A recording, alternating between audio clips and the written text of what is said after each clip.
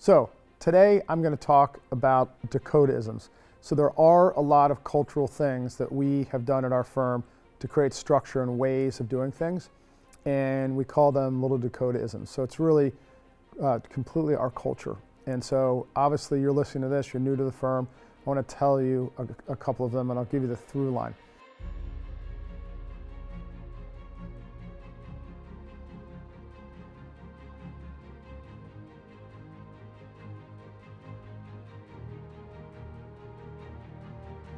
So the first off is it encompasses the Dakota Way selling system.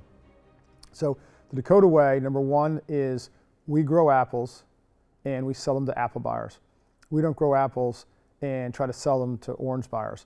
We're not in the convincing business. So we're always trying to find, first and foremost, people that buy what we sell and go meet with a lot of those people. So that's know who to call on. We grow apples, we sell them to apple buyers. That's the first Dakota-ism.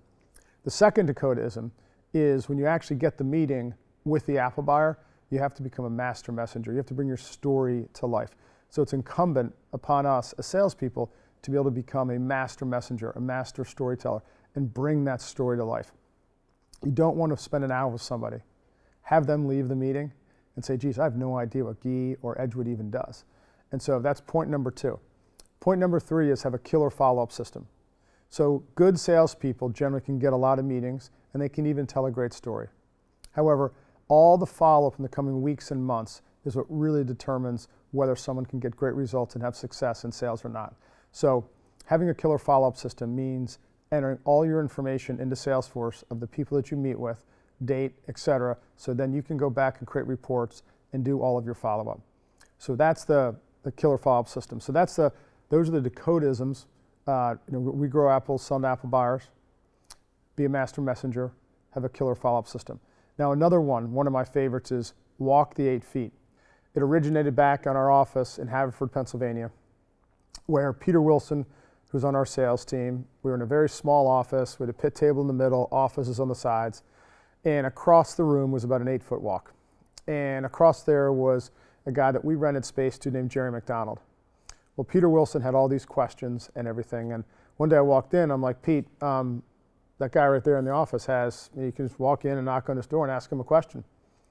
He's like, wow. I said, yeah. I said, just walk the 8 feet. And what that means is tap into the collective knowledge of the team.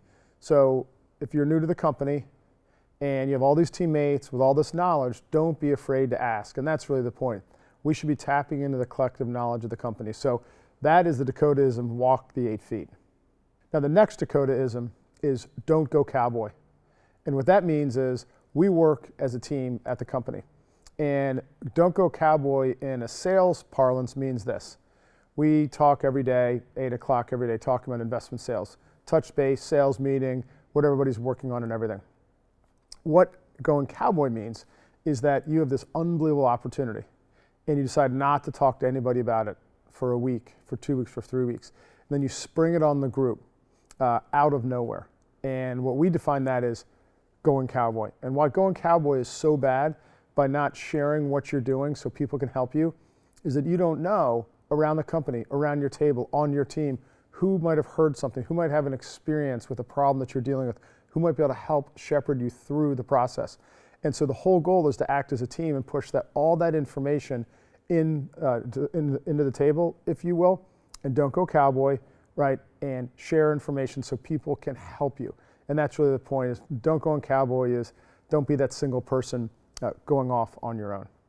That's don't go cowboy. All right, the Dakota-ism, focus on what you can control. So we always have had a thesis that whether it's raining, whether it's shining, or the stock market's up, the stock market's down, it's always a great day to sell. Why? Because that's what you can focus on, what you can control. There's a lot of things that are going on in the world for all of us. That's just a distraction. You can't control the president. You can't control who wins football games. You can't control most things in life. But there are a few things that everyone can control, right? So at the end of the day, there's a lot of distractions out there in the world. Our whole thesis is zero out to what you can control and focus on those things.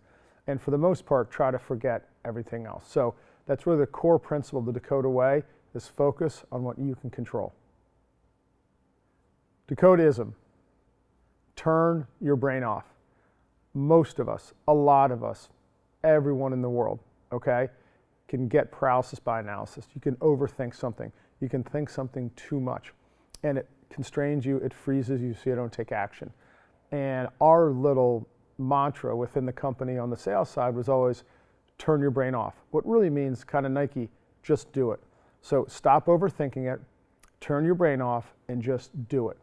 Which leads us into our next Dakota-ism, which is ask. So if you're in a sales role at this company, your primary mission is to ask for something from your prospects. That doesn't mean to be selfish or self-centered or not give to people, okay? But you have to get in the habit of asking all the time. The more you ask for a meeting, for a follow-up call, for a call with the portfolio manager, you have to be asking for things all the time in order to advance the sales cycle. So you really have to measure on a daily basis, and this is really for salespeople, to be in the business of asking. So this Dakota-ism is ask. The next Dakota-ism is you cannot say great meeting. And what that means is for years and years and years, I work at organizations, and a person would come back from a meeting and we'd say, hey, how was the meeting? Oh, great meeting, great meeting. It's a great meeting. Or how great was the, oh, it's a great meeting. It's all good, it's great. Okay, that's not what anyone cares about, okay? Because it's a great meeting. That means they probably wired you $10 million during the meeting. But what you want to be able to say is not, oh, it was a great meeting. You want to talk what happened in the meeting very succinctly. Well, this is where we stand. There was an interest level in this. There was not interest level in that. This is how the meeting went, and here are our next steps. Here's the follow-up. This is what I think the opportunity set is. So there's an old thesis and a great Dakota-ism at Dakota is you can't say great meeting. Another Dakota-ism, all of these are my favorites. This is a big time one though. We call it throw your hat over the wall.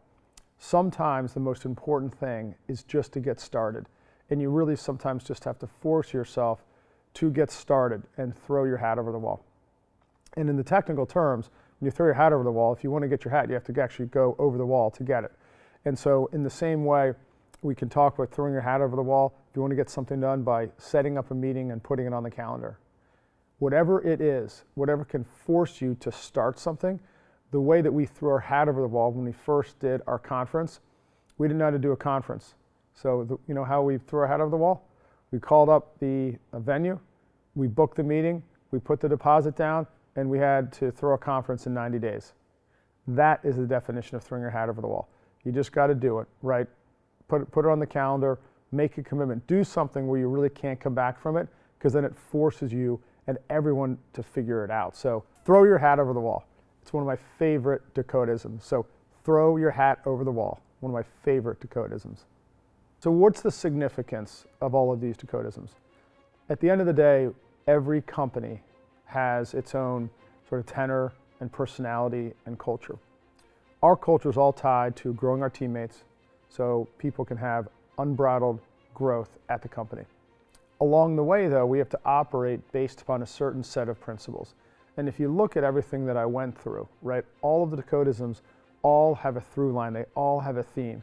And it's really our operating principles, it's our core values, it's the things that really define us. And what you're going to find by working at Dakota, I'm the professional deck clearer for everybody, for you, for everyone. So if you want greatness, if you want to achieve excellence every single day, my job is to make sure that you can do that and that we have a logical approach to everything that we do. Kind of a no BS approach, an unconventional approach, a non-bureaucratic approach. And that's really what the Dakota-isms are designed to set the standard for us all. So we know how to act and conduct ourselves in the company. And that's why we built these, because it really defines us. And what I love about the Dakota-isms is they're all original. Right? You're not going to find any other Dakota-ism at any other company, because we define them. They're our own words, and they mean something to us. They might not mean something to people outside the company, but they mean something to us. And listen, at the end of the day, if you're watching this, this is all about you growing your career and me clearing the deck so you can grow your career. And the Dakota-isms are the path and the principles that we follow as we're trying to help people grow their careers, because I know every single Dakota-ism is in everyone's best interest to apply it. So that's what they mean, that's why they're so important, and hopefully we add 1 or 2 a year, we have a pretty good base. So that's the purpose and the defining principles of the Dakota-isms.